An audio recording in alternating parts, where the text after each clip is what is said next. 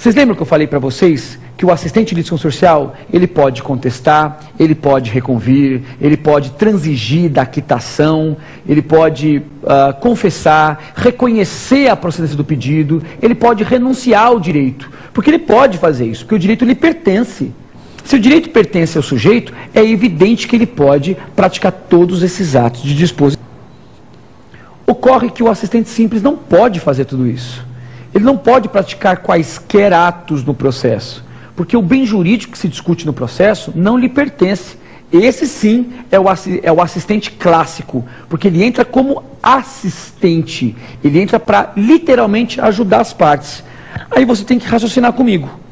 Se o sujeito não pode praticar todos os atos provenientes do processo, se ele não pode praticar todos os atos inerentes aos atos relativos à parte, é claro que ele também não pode sofrer os mesmos ônus, ele não pode se sujeitar aos mesmos deveres. Se efetivamente eu não tenho condição de aplicar o devido processo legal à parte de maneira ampla, é claro que ele também não pode sofrer os ônus de maneira ampla. Então a lei resolveu restringir isso. Como o assistente litisconsorcial é considerado parte, evidente, seu regramento é de parte, sofre os efeitos da coisa julgada. Agora, o assistente simples, à luz do artigo 55 do CPC, não é parte. Ele é terceiro perambulando no processo, trafegando no processo, orbitando o processo, está lá incomodando, ajudando ou atrapalhando, ele está lá. Então esse assistente, como ele tem a sua atividade atrofiada, é evidente que ele não vai sofrer algo tão forte como a coisa julgada. Ele vai sofrer a justiça da decisão, que vai tornar aquela fundamentação impossibilitada para um outro processo. Um exemplo rápido vai ser bem-vindo para a gente poder encerrar a questão. A gente vai estudar, num programa futuro, outras modalidades de intervenção de terceiro. E aí vocês vão verificar que a gente vai estudar a denunciação da lide. E o que acontece? Denunciar a lide, por exemplo, autoriza aquele que, já entrando direto no exemplo, que bateu um carro, trazer a seguradora ao processo para pagá-lo.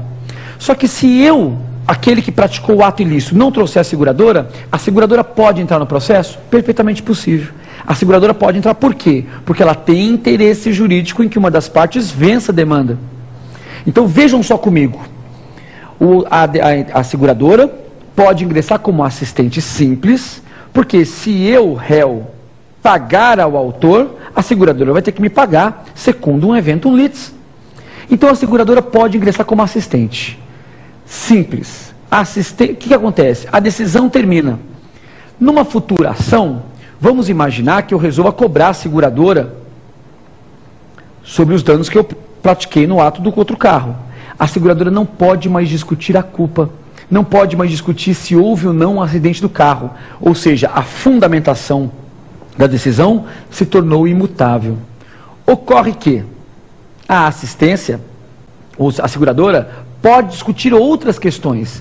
Ela pode falar que eu não estava dirigindo o carro e que por conta disso o seguro não cobriria aquele abalroamento. Pode dizer que eu estava alcoolizado e que de acordo com a cláusula 14.1 do contrato, aquilo não era abonado, ou seja, a seguradora não tinha que cobrir um acidente se o sujeito estava alcoolizado. É possível que esteja atrasado o pagamento da pólice, do pagamento do prêmio da seguradora, e por conta disso, de acordo com outra cláusula do contrato, o atraso gera o rompimento automático do seguro. Então, na verdade, a seguradora tem N opções para discutir, mas ela não pode mais discutir a culpa, se o réu agiu ou não com culpa naquele outro processo, porque aquilo ficou imunizado pela justiça da decisão.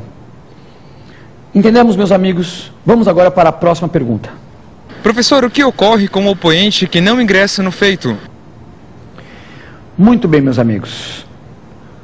Como nós vimos, a oposição ela é facultativa, ou seja, eu não sou obrigado a ingressar com oposição. Como muito bem ressaltou, como muito bem perguntou no colega, perguntou-se o que aconteceria com a oposição se o sujeito não entrasse. Ou seja, o que aconteceria com o processo se o oponente não ingressasse. Olha só. Como a oposição é facultativa, eu não sou obrigado a entrar, ponto. Mas isso todo mundo sabe. A pergunta que se faz é, qual é a consequência prática que vai ocorrer se o opoente não entrar? Será que ele vai perder o direito? Se ele perder o direito, não há o que falar em facultatividade. A gente tem que falar quase uma imposição, porque se você não entrar, no bom português, a casa caiu para você. Já dando o exemplo do imóvel. Não é bem assim. Lembra que nós falamos agora em assistência várias e várias vezes sobre limite subjetivo da coisa julgada? Nós dissemos que a coisa julgada de regra só pode atingir as partes. Então vamos pensar na seguinte situação. Eu, Renato, descubro que a minha casa está sendo discutida por duas pessoas. Existe um processo no judiciário que autor e réu discutem a minha casa. Eu falo, peraí, essa casa é minha. Essa casa não pertence nem ao autor e nem ao réu. Então eu vou ingressar com a oposição. Ingresso com a oposição, faço uma mistura naquele processo e a gente já discute lá, nós três em igualdade de condições, quem efetivamente vai ter o direito sobre a casa. Só que vamos imaginar que eu, num segundo exemplo, eu veja que autor e réu discutem a titularidade da minha casa, mas eu não quero entrar, não preciso entrar. Eu posso aguardar o término deste processo para depois me insurgir contra a decisão? Posso. Mas o que eu faria, Renato? Até mesmo você me disse que o opoente só pode ingressar até a sentença. Até a sentença naquele processo. Mas vamos imaginar então a seguinte cena. O autor ganha. O autor ganhou. Então naquele processo que A e B discutem a titularidade da minha casa, o autor ganhou. E o que aconteceu nesse caso? Eu esperei o processo terminar, transitou em julgado, fez coisa julgada. E eu entrei com uma ação contra o B.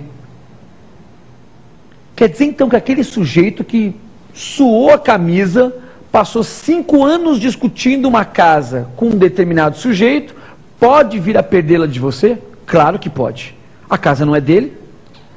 Então, nesses casos, meus amigos, os limites subjetivos da coisa julgada não atingiram a minha esfera jurídica. É perfeitamente possível, é perfeitamente adequado, é perfeitamente lícito concluir que nesses casos específicos o terceiro pode aguardar terminar o processo e buscar aquele que venceu. Não é recomendável, tá? Porque uma coisa julgada já formalizada tem muita força perante o novo juiz. Mas isso é uma opção de cada um, isso efetivamente é o que cada um pode estabelecer, e espero que eu tenha concluído bem as perguntas com vocês, espero que vocês tenham entendido as indagações aí dos alunos de todo o Brasil, e agora nós vamos para o terceiro bloco, o bloco X da questão.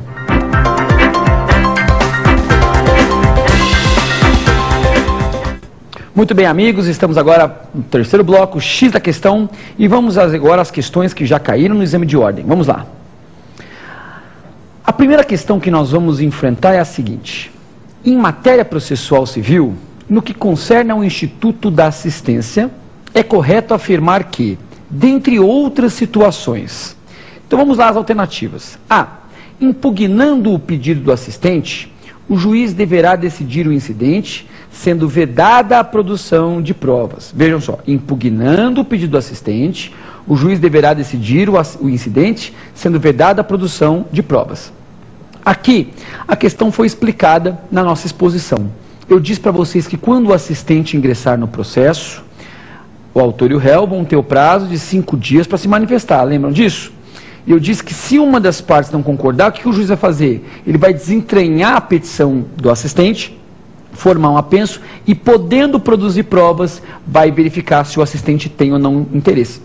É óbvio que para a busca da verdade, para a busca de saber se o assistente pode entrar ou não, é claro que o juiz pode produzir provas no caso concreto. É evidente, isso é um poder instrutório do magistrado conferido no artigo 130. Então, nesse caso, a alternativa A está errada. Tá? Vamos agora para a próxima questão, para a próxima alternativa, a B. Ela só é admitida em primeira instância, em qualquer tipo de procedimento. Vocês se lembram que eu disse para vocês que a assistência é uma intervenção, na verdade a única intervenção que não tem limite temporal. É a única que eu posso ingressar a qualquer tempo e grau de jurisdição.